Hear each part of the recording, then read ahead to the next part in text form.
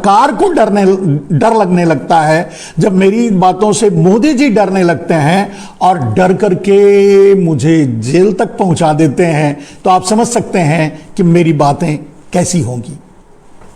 बात पते की, मुद्दे की, जिसको आज मैंने टाइमलाइन पे पहले आपको शेयर किया था। इस मोदी के अमृत काल में निर्मला सीतारमण जी आज एक अमृत महोत्सव और अमृत काल का नाम दिया कि ये अमृत काल है। अब अमृत काल है, अब इस काल है, इस पर तो आगे बताएंगे। और वैसे भी अगर आप हमारे मनमोहन मिश्रा के नाम से जो पेज है उस पर जाएंगे तो देखेंगे कि अमृत काल और इस अमृत काल के पीरियड में कितने, कैसे, क्या मैंने डाला है, कितने फोटोज और पोस्टर्स डाले हैं, जिससे आपको पता लगेगा कि सचमुच हम अमृत काल से गुजर रहे हैं। तो निर्मला सीतारमण ने जो जुमले, जो लक्ष्यदार जुमले कभी नरेंद्र मोदी छोड़ा करते थे, उसी जुमले में से एक दो शब्द निकाल करके निर्मला सीतारमण ने भी आज बजट पेश करते समय कुछ बोला, जिसमें एक बहुत ही अविस्मरणीय शब्द उन्होंने कहा कि ये अमृत काल है। अब बात तो इस व्याख्या तो उसकी होगी, क्योंकि उन्होंने कहा है इतने बड़े देश की क्या है वो,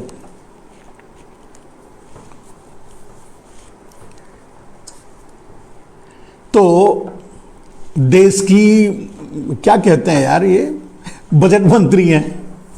सब मंत्री नरेंद्र मोदी के सामने सब कुछ भूल जाता है, एक ही लगता है वित्त मंत्री हैं, तो एक ही लगता है कि नरेंद्र मोदी प्रधानमंत्री हैं, बाकी और कोई है भी या नहीं। तो ऐसे बजट वगैरह ऐसा कुछ जब समय आता है, जब पता चलता है कि ये भी कुछ है। तो आज बजट में निर्मला सीतारमण भी हैं, कुछ अभी तक हैं। मैं ये थोड़ा मुझे आश्चर्य हुआ, इसीलिए मैं उनका वो किस पोस्ट पे है यही सोचने लगा और ढूंढने लगा। लेकिन जब उन्होंने बजट पेश किया तो मतलब समझ में आ गया कि वो वित्त मंत्री ही हैं और कुछ नहीं है। तो इस मोदी के अमृतकाल में मोदी के बजट का, मैंने आज जो टैगलाइन लिखा था, मोदी के बजट का बजट, मोदी के बजट का बजट, अब समझ लो, बजट का बजट। एक बजट होता है जो उन्होंने प्रस्तुत किया और दूसरा बजट होता है कि कितना किसको दिया, मतलब कहां कैसा जाएगा। तो मैंने जो आज समझाने आपको अपने टाइमलाइन पे डाला था कि मोदी के बजट का बजट क्या, पहला सवाल कितना, दूसरा सवाल और तीसरा था किसके लिए। इन तीनों सवालों की व्याख्या करेंगे आज, क्या, कितना और किसके लिए। आप जानते हैं कि मोदी के बजट में क्या, किसका, कितना, क्या, कितना और किसके लिए, अगर जब ये आप ढूंढने चले जाएंगे, आप ढूंढने लगेंगे, तो आपको दो ही नाम सामने आएंगे, अडानी और अंबानी। अब ये मत समझ लेना कि मैं हमेशा उनका नाम लेता हूं तो ले रहा हूं, लेकिन मैं आपको अपने इस आधे घंटे के या 1 घंटे का जो भी मैं आपके बीच रहूंगा, इसमें मैं ये साबित कर दूंगा कि बजट का निर्मला सीतारमण ने जितनी भी बातें कही है वो मैंने यहां नोट करके रखी हैं और उसको मैं आपके सामने प्रस्तुत करूंगा, उसकी व्याख्या करूंगा और उसमें मैं ये साबित कर दूंगा कि ये जितना भी इस बजट में जो भी है वो सिर्फ और सिर्फ अडानी और अंबानी के लिए है और किसी के लिए नहीं है। यह मैं साबित कर दूंगा। आप अंत तक ये बात मान लेंगे कि जो मैं कह रहा हूं वो सही है, लेकिन आपको देखना पड़ेगा, आपको समझना पड़ेगा, बड़े बड़े धैर्य से इसको आपको समझना पड़ेगा।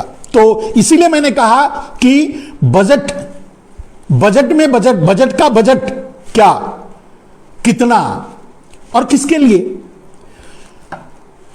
मैंने आपसे भी सुझाव मांगा था कि आप क्या मानते हैं और आप क्या समझते हैं, अपने सुझाव भी लिखिए। कुछ लोगों ने 1-2 कमेंट्स जो भी डाला है मैं उसको आपको बता दूं। जैसा कि आप जानते हैं कि मैं उसको हमेशा आपके सामने रखता हूं। तो एक रियाज अहमद भाई हैं, उन्होंने लिखा है, एक किसी का विजेंद्र सिंह का एक ट्वीट उन्होंने पोस्ट कर दिया है सीधा इसमें, और वो बड़ा मजेदार है। भाई चुपचाप मान लेना, इस ट्वीट में लिखा है विजेंद्र सिंह के, जिसे रियाज अहमद ने पोस्ट किया है क्वेश्चन में, कमेंट में, कि भाई चुपचाप मान लेना कि बजट अच्छा है, वरना 2000 करोड़ विज्ञापन में यह बताने के लिए खर्च कर दिया जाएगा कि बजट बहुत अच्छा है। तो एक पक्ष तो यह है, उन्होंने बहुत चुटीली बात कही है और सही भी बात कही है कि बजट में जो भी है हमको मान लेना चाहिए, क्योंकि जब अमृतकाल चल रहा है तो कोई देवपुरुष ही इसको चला रहा होगा। ये समय जब अमृतकाल है तो निश्चित ही इस समय जो सत्ता पे बैठा है वो कोई देवपुरुष ही है। हमको आपको तो ये मानना पड़ेगा ना, दूसरा क्या मान सकते हैं आप बताइए। तो देवपुरुष कौन है? हमारे मोदी जी हैं। तो अब इसमें भी ये बात भी बिल्कुल सही है कि उनके जो उन्होंने कह दिया उसको मान लो, नहीं मानोगे, बजट अच्छा है मान लो, नहीं मानोगे तो उसको मनवाने के लिए 1000-2000 करोड़ रुपए का खर्च कर दिया जाएगा एडवर्टाइजिंग में। क्या फायदा? इससे अच्छा है कि मान लो। लेकिन क्या करें, हम खुराफाती हैं, बिना बखिया उधेड़े चुप नहीं रह सकते, तो हम तो चुप नहीं रहेंगे, उखाड़ेंगे, बखिया उधेड़ेंगे। अब वो भले ही 2000 करोड़ खर्च कर दे, कम से कम पब्लिक भी तो देखे। पंजाबी लिखते हैं मोदी दलाल है इन सबका, बिल्कुल सही बात है। और ओला मार्टिन करके लिखते हैं, अरे भाई बेरोजगारी के लिए बजट में कुछ भी नहीं है, ठेंगा दिखाया गया है। तो बेरोजगारी के लिए बजट में क्या रहेगा? मेरे दोस्त आपने लिखा है बेरोजगारी के लिए बजट में, बेरोजगारी के लिए रहेगा क्या? बेरोजगारी मैंने पहले भी बता दिया कि हमारे प्रधानमंत्री खुद बेरोजगार हैं, वो खुद अपने लिए रोजगार ढूंढ रहे हैं, वो खुद इसी संशय में मरे जा रहे हैं बेचारे, खुद इसी संशय में दिन रात दुबले होते जा रहे हैं कि कब अडानी अंबानी कब हमको उठाकर फेंक देंगे, कब किसी और को चुन लेंगे। जैसा कि मैं हमेशा कहता हूं, भारत सरकार में प्रधानमंत्री नरेंद्र मोदी भले हैं, लेकिन इसके पीछे जो बैठे हुए हैं, जो सुपर प्राइम मिनिस्टर अगर किसी को कहा जा सकता है तो अडानी अंबानी है, और उन्होंने ही ये बजट बनाया है। तो वो आपके लिए कहां से बनाएंगे? और रोजगार की बात कहां से करेंगे? रोजगार है ही नहीं। अब रोजगार है नहीं, उस बारे में भी मैं आपको अपने इसकी जब व्याख्या करूंगा तो आपको बता दूंगा, वो भी मैं पूरी तरह से आपको साबित करके बता दूंगा कि कहीं भी कुछ नहीं है। तो रोजगार का नाम लेना वो ले भी नहीं सकते, लेंगे क्या?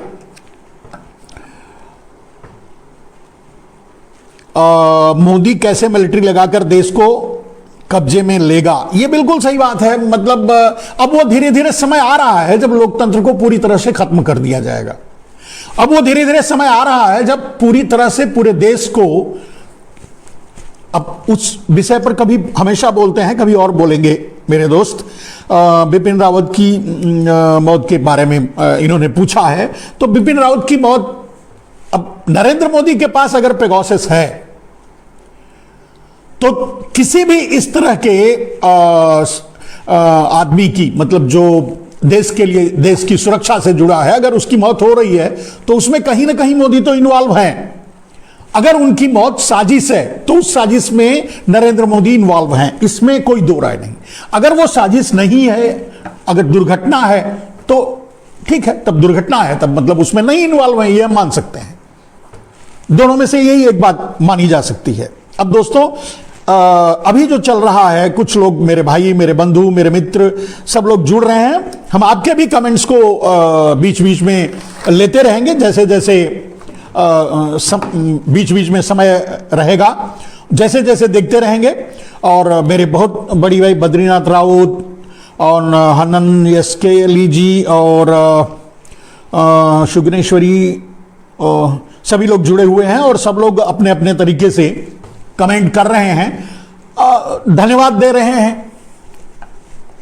तो ठीक है, जब सवाल आएंगे तो उनका जवाब हम आपको देते रहेंगे। लेकिन आज बजट पर, तो अगर बजट में यह कह दिया गया निर्मला सीतारमण जी द्वारा कि यह अमृत काल चल रहा है, तो फिर बजट की व्याख्या बचती नहीं है। आप बजट की क्या व्याख्या करेंगे? अगर जैसे अगर ये कह दे, निर्मला सीतारमण जी ने क्यों नहीं कहा पता नहीं, उनको कहना चाहिए था कि राम राज्य चल रहा है, और भारतीय जनता पार्टी तो ये प्रचार कर रही है कि राम राज्य चल रहा है। थोड़ा बहुत अगर अभी दरवाजे पर पहुंचा है भारत राम राज्य के, तो थोड़ा बहुत धक्का देना है, या पहुंचने वाला है, या पहुंच जाएगा, ऐसा मतलब उनका इंडिकेशन है, ऐसा वो चाहते हैं कि आप मानो।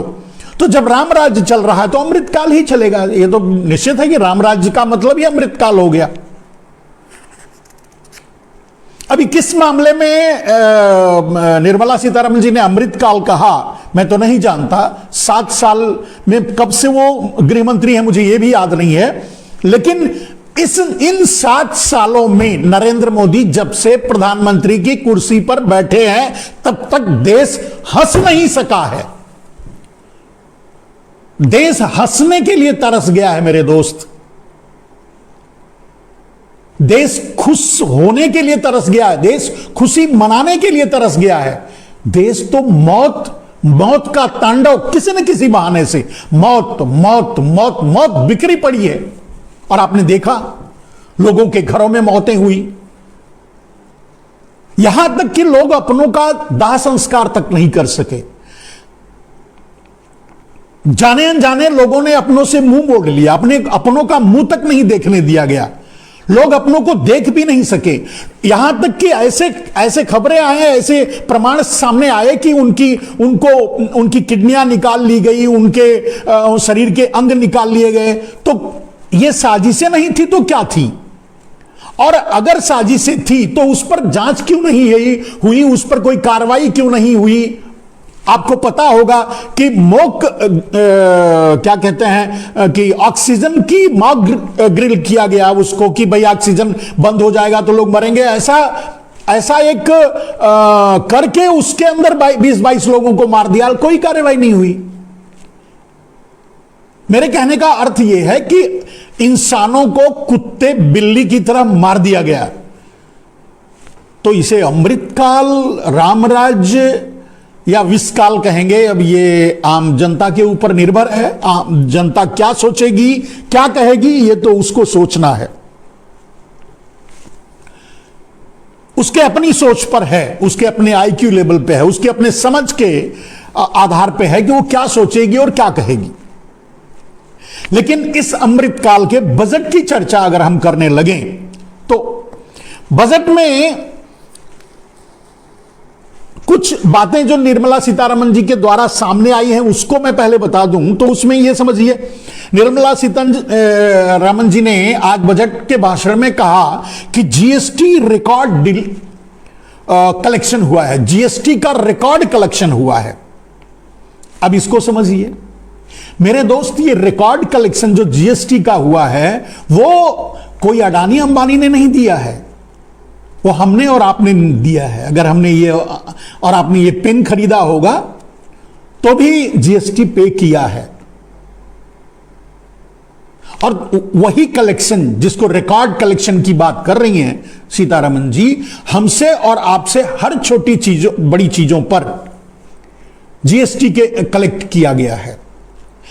अब यहां रिकॉर्ड कलेक्शन के बाद भी अडानी अंबानी जैसे लोगों के पास जो जीएसटी गया हमारे आप और आपसे वसूली करके लेकर के, वो भी उन तक पहुंचा, माने सरकार तक जो पहुंचा है उसमें भी आधा तिहा हुआ है, उसमें भी गोलमाल हुआ है, उसमें भी पूरा जीएसटी सरकार को यानी सरकार के खाते में नहीं गया है। अब जैसे मान लीजिए कि अगर अडानी को 1000 करोड़ जीएसटी पे करना है तो क्या करेंगे? वो 500 करोड़ पे कर देंगे। 500 करोड़ एक ट्रस्ट को दान कर देंगे और उस ट्रस्ट में से 250 करोड़ भारतीय जनता पार्टी के खाते में ट्रांसफर कर देंगे और 250 करोड़ फिर से अपने खाते में वापस ले लेंगे। ट्रस्ट तो black to white, white to black इसीलिए बनाया जाता है, आप जानते हैं। तो हमारे और आपके दिए जो जीएसटी है वो भी सरकार तक प्रॉपरली नहीं पहुंच रही है, लेकिन उसके बावजूद भी रिकॉर्ड कलेक्शन हुआ है। तो थैंक्स कहना चाहिए हर आम आदमी को, निर्मला सीतारमण जी को जीएसटी कलेक्शन के लिए। थैंक्स भिखारी को भी कहना चाहिए, थैंक्स उस वेश्या को भी कहना चाहिए जो अपना शरीर बेचकर अपने परिवार को चलाती है, फिर भी वो जीएसटी पे करती है। थैंक्स उस लूले लंगड़े आदमी को कहना चाहिए जो किसी न किसी तरह से अपनी जीविका चलाता है। थैंक्स उस गरीब को कहना चाहिए जो झोपड़ियों में रहता है या सड़कों के किनारे पुलों के नीचे रहता है। थैंक्स उनको कहना चाहिए। मेरे कहने का मतलब थैंक्स 0 टू मध्य वर्ग या अडानी तक सबको एक साथ कहा जा सकता है, क्योंकि आप, मैंने पहले भी बता चुका हूं कि अडानी जितना, जैसे मान लीजिए एक उदाहरण के लिए ये बिस्किट है, अब इस पे जीएसटी जो हम पे किया है यही जीएसटी वो भी पे करेगा, अडानी भी पे करेगा, इससे ज्यादा नहीं देगा वो। और यही जो भिखारी है ना वो भी वही जीएसटी देगा, उतना ही देगा। तो जो एक आम आदमी गरीब भीख मांगकर अपना पेट चलाता है, जितना जीएसटी पे करेगा, जितना टैक्स पे करेगा, वही अडानी भी पे करता है, वही अंबानी भी पे करता है। इससे ज्यादा वो बिस्किट खरीदेगा तो 5-10 रुपए का 20 रुपए में नहीं खरीदेगा, वो भी इतना ही में खरीदेगा और इतना ही का जीएसटी देगा। और जो डायरेक्ट टैक्स, इसको मतलब इनडायरेक्ट टैक्स कलेक्शन जो है, यही अडानी अंबानी भी देता, अपने घर से एक पैसा टैक्स के रूप में नहीं देता। जो टैक्स देने के लिए उसके पास आता है उसमें भी चोरी कर लेता है। तो पहला उन्होंने जीएसटी रिकॉर्ड कलेक्शन के लिए जो धन्यवाद कहा उसकी व्याख्या। दूसरी बात, सीतारमण जी ने कहा कि डिजिटल करेंसी लाएगी आरबीआई। इसका अर्थ समझिए, डिजिटल करेंसी आरबीआई लाएगी, तो आरबीआई क्या लाएगी? डिजिटल करेंसी अडानी लाएंगे, वो अडानी हाउस से जारी होगा। यानी अब करेंसी भी अडानी अंबानी कंट्रोल करेंगे। वैसे भी पूरे देश की इकोनॉमी पे वही कंट्रोल कर रहे हैं, यानी करेंसी भी अब अडानी अंबानी ही चलाएंगे। वैसे भी नोटबंदी के जमाने में आपने देखा होगा कि पेट्रोल बैंकों से और बिग बाजार से आपको नोट मिल रहे थे, नोट दिए जा रहे थे। किसी पर भरोसा नहीं था, लेकिन बिग बाजार पे भरोसा था। और बिग बाजार के बारे में अगर आपको बता दूं, किशोर बियानी ने इसको शुरू किया था, लेकिन बाद में ये मेरा जहां तक ख्याल है, मैं जहां तक जानता हूं कि ये अब वॉलमार्ट के अंडर में आ चुका है। मतलब वॉलमार्ट इसको खरीद चुका है। वॉलमार्ट और एक और संस्था है चाइना की, वो अलीबाबा और वॉलमार्ट दोनों ने मिलकर के खरीद लिया है। तो एक आप अंदाजा लगा सकते हैं, और वो नोट बांट रहा था भारत में। खैर, आपको इससे अंदाजा लग जाएगा कि उस समय कितने गोलमाल कैसे कैसे हुए। उस पर तो कई बार बोल चुके हैं, कभी फिर और जरूरत पड़ी तो बोलेंगे। तो डिजिटल करेंसी की बात, यानी अब सरकार नोट भी नहीं छापेगी, अब सरकार के पास वो भी नहीं रहेगा। सरकार सिर्फ पीएमओ हाउस में बैठकर, यानी संसद में बैठकर, पीएमओ हाउस में बैठकर, विधायिका में बैठकर मतलब अय्यासी करेगी। उसके पास कोई काम, कोई जिम्मेदारी नहीं रहेगी।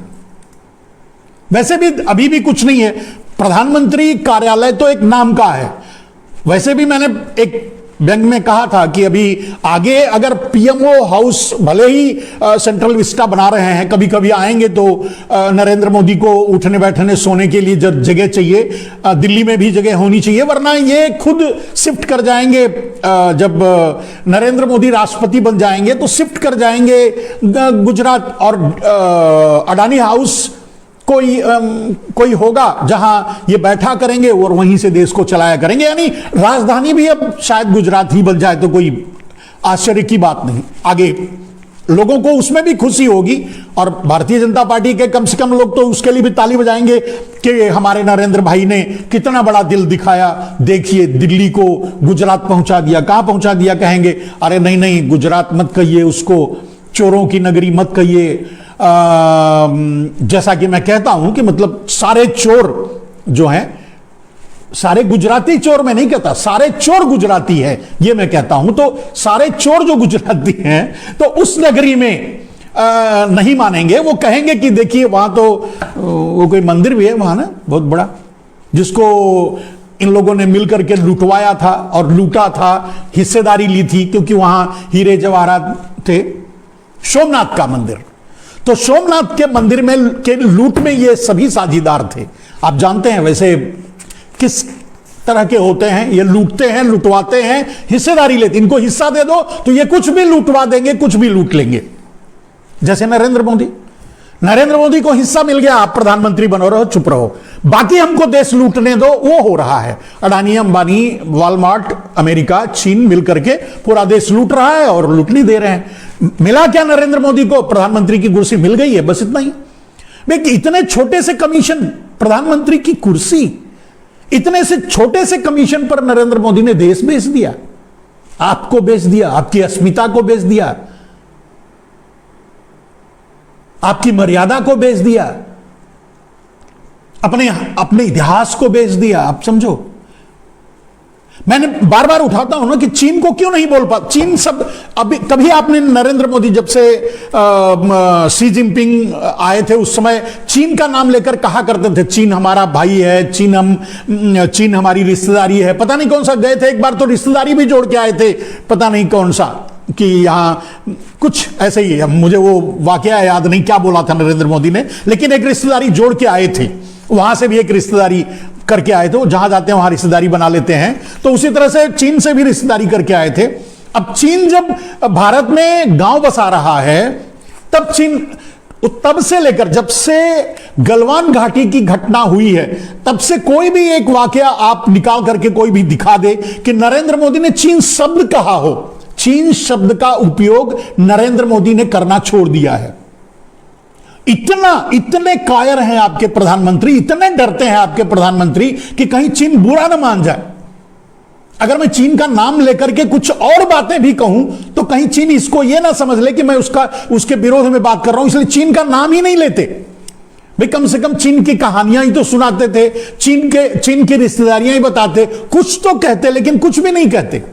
गलवान घाटी की घटना के बाद से आप अगर नरेंद्र मोदी के बयानों में कहीं भी, उस नरेंद्र मोदी के बयानों में जो नरेंद्र मोदी 2014 से पहले कहा करते थे कि चीन को लाल आंखें दिखानी चाहिए, प्रधानमंत्री तब नहीं थे, तब दूसरे प्रधानमंत्री थे, तो चीन को लाल आंखें दिखानी चाहिए थी, पाकिस्तान को घर में घुसकर मारना चाहिए था। चलिए, चीन को लाल आंखें दिखाने वाली बात पर कभी भी उन्होंने, अब कम से कम गलवान घाटी की घटना के बाद से तो उन्होंने चीन शब्द ही भूल गए, मतलब अपनी डायरी से निकाल दिया है। जैसे ही वो टेलीप्रॉम्प्टर पे देखते होंगे कि मतलब पहले से ही सजेशन होगा कि भाई देखिए कहीं चीन शब्द ना आ जाए। चीन आया तो शी जिनपिंग है, मुझे बुला करके कूटेगा एकदम बंद करके अंदर कमरे में। कितना डरते हैं आपके प्रधानमंत्री। मैंने कल कहा था ना कि एक हमारे प्रधानमंत्री सिर्फ कायर भी हैं। अगर कायर नहीं होते तो गलवान घाटी के बाद तो ललकारना चाहिए था, चैलेंज करना चाहिए था, घुस के मारने वाली बात करनी चाहिए थी जो पाकिस्तान को कहा करते हैं, लेकिन उसका तो नाम ही नहीं लेते। चीन शब्द, चीन अगर कोई ऐसी घटना घटी हो जहां राष्ट्रीय अंतरराष्ट्रीय मंच पे कहीं भी नरेंद्र मोदी ने चीन शब्द का इस्तेमाल किया हो, कोई भी भाई अगर मुझे ऐसा दिखा दे तो मैं उसको नमन करूंगा। इससे ज्यादा क्या कर सकता हूं मेरे भाई, मेरे पास क्या है, मैं उसको क्या उसको शर्त लगाऊं, लेकिन कम से कम उसको नमन जरूर करूंगा कि उसने चीन नरेंद्र मोदी ने कभी चीन का नाम लिया है।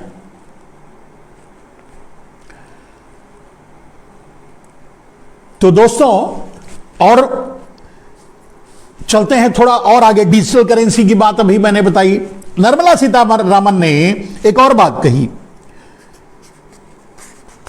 उन्होंने कहा हाईवे के नेटवर्क का विस्तार होगा। अब उसको सुन लीजिए। मैंने इसीलिए आपको पहले यह कहा था, आज जो टैग लाइक डाला था उसमें डाला था क्या, कितना और किसको। तो क्या यानी, अब देखिए यहां हाईवे के नेटवर्क का विस्तार होगा। अब सरकार पैसा लगा करके हाईवे बनाएगी, यानी रोड बनाएगी, ठीक है। सरकार पैसा लगा करके हाईवे बनाएगी। पैसा, उस हाईवे का कॉन्ट्रैक्ट अडानी को देगी। अडानी उसको सरकार से पैसा लेकर बनाएंगे। बात को समझिए, थोड़ा गंभीर विषय है। अबे इसके अगले शब्द को सुनते ही आपको गड़बड़ हो जाएंगे। तो अडानी, जो जैसा कि आपने सुना है कि बहुत बड़ा एक्सप्रेस हाईवे बना रहे हैं, वहां जमुना एक्सप्रेस हाईवे, पता नहीं कौन सा एक्सप्रेस हाईवे, यूपी में सबसे लंबा एक्सप्रेस हाईवे बना रहे हैं और वो अडानी को कॉन्ट्रैक्ट मिला है, ठीक है। तो अडानी को ये हाईवे बनाने का सरकार पैसा दे करके अडानी को ठेका दे देगी, अडानी उसको बनाएंगे, ठीक है। और बनाते ही उसके बाद 10, मतलब अगर समझ लो, हम एक एग्जाम्पल कहते हैं कि 10 रुपया खर्च हुआ अगर रोड को बनाने में। अब 10 रुपए को 10 लाख करोड़ मान लो अगर 10 लाख करोड़ खर्च हुआ वो रोड बनाने में, तो पहले तो अडानी भाई ठेका से कमा लिए उसको बनाने में, और फिर वो 10 लाख करोड़ का जो हाईवे बन के तैयार हुआ, तो वो 10 लाख करोड़ का 1 लाख करोड़ में मोदी जी उसे भी अडानी भाई को ही बेच देंगे। अब सोचिए, 9 लाख करोड़ का फायदा तो सीधे से, पहले तो वो बनाने में कमाए, दूसरे खरीदने में 9 लाख करोड़ का उनको फायदा हो गया। 9 लाख करोड़ का सामान 1 लाख करोड़ में अडानी भाई ले लिए, उनको दे दिए, और वो भी 1 लाख करोड़ अडानी भाई नहीं देंगे, उनके बाप का माल थोड़ी है, अडानी भाई नहीं देंगे, अडानी भाई की तरफ से बैंक देगा। वो 1 लाख करोड़ माल अडानी का हो जाएगा, पैसा सरकार का लगेगा। सरकार का जब पैसा लगेगा तब भी हमारा आपका पैसा लगेगा। जब अडानी भाई खरीदेंगे 1 लाख करोड़ दे करके, तब भी बैंकों से पैसा जाएगा, तब भी हमारा आपका पैसा जाएगा। अडानी भाई का कुछ नहीं लगेगा। अडानी भाई का तो बस इतना ही लगेगा कि मोदी से कितनी रिश्तेदारी प्रगाढ़ है, बस इतना ही उनका लगना है, इससे ज्यादा उनका कुछ नहीं लगना है। या यूं कह सकते हैं कि अडानी भाई is the super prime minister of India, Bharat के सुप्रीम प्राइम मिनिस्टर हैं। अब अब मैं निर्मला सीतारमण जी से रिक्वेस्ट करूंगा कि मैडम जी, अगर फाइनली अडानी भाई को ही देना है 10 लाख करोड़ लगाकर, 1 लाख करोड़ में अगर फिर से अडानी भाई को ही वो हाईवे समर्पित करना है, उनको हैंडओवर करना है, देना है, तो पहले से ही दे दीजिए, वही बना लें। सरकार का मतलब टैक्स का पैसा, यानी हम और आप जो गरीब टैक्स दिए हैं सरकार को चलाने के लिए, तो उसमें से पैसा दे करके हाईवे बनाओगे, हाईवे बनाकर फिर उसको औने पौने दाम में उसी अडानी भाई को बेच दोगे। इतनी बड़ी धोखाबाजी क्यों कर रहे हो यार? खैर, इतना बड़ा दिमाग, इतना बड़ा टेक्निकल दिमाग, जो मैं बात कह रहा हूं वो न्यूज वाले जल्दी नहीं कह पाएंगे, उनको तो पिछवाड़ा पड़ जाता है मतलब बोलने से।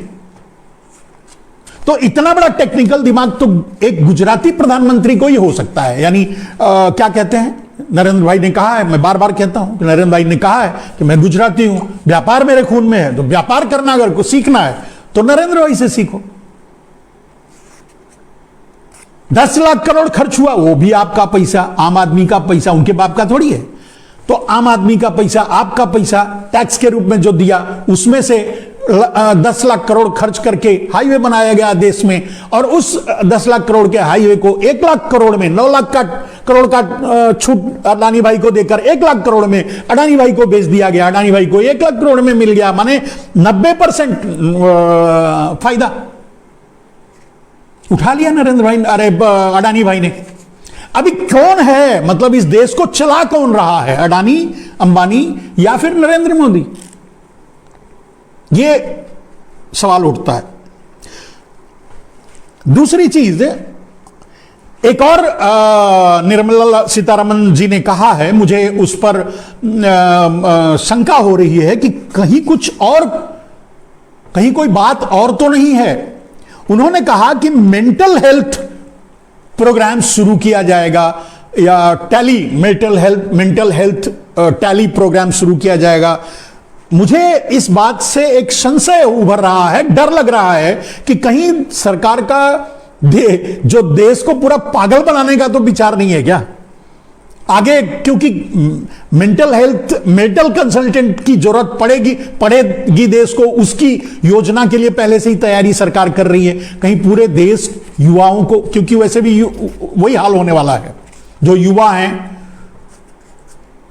वो बेरोजगार हो रहे हैं। आने वाली पीढ़ी जो आज नहीं कल 18-20 साल के हो जाएंगे, जो ग्रेजुएशन घर बैठे भी या जैसे भी पढ़ाई लिखाई तो हो नहीं रही है, तो जो आने वाली पीढ़ी है करोड़ों करोड़ संख्या में हर साल बेरोजगारी के रूप में देश में आ रही है, जिसको नरेंद्र मोदी ने कहा कि पहली बार वोट देने के लिए कुछ लोग जाएंगे, हमारे देश के नौजवान।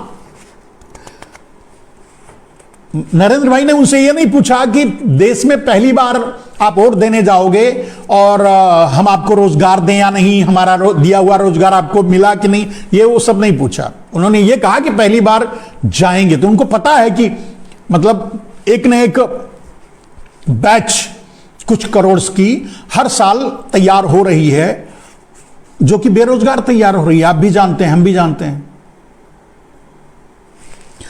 हां, इतना याद है नरेंद्र मोदी को, उनसे वोट लेना है तो उनसे गुजारिश कर दी कि भाई आप वोट देने जाओगे तो हमारा ध्यान रखना, हमको ही वोट देना। इसके आगे मैंने अमृत महोत्सव, अमृतकाल की बात आपको करी दी। मेरे दोस्त, अब आता है इस बजट की मूल भावना क्या है, इस बजट का मूल क्या है, मूल भावना इसमें इसके मूल में क्या है वो आप समझिए।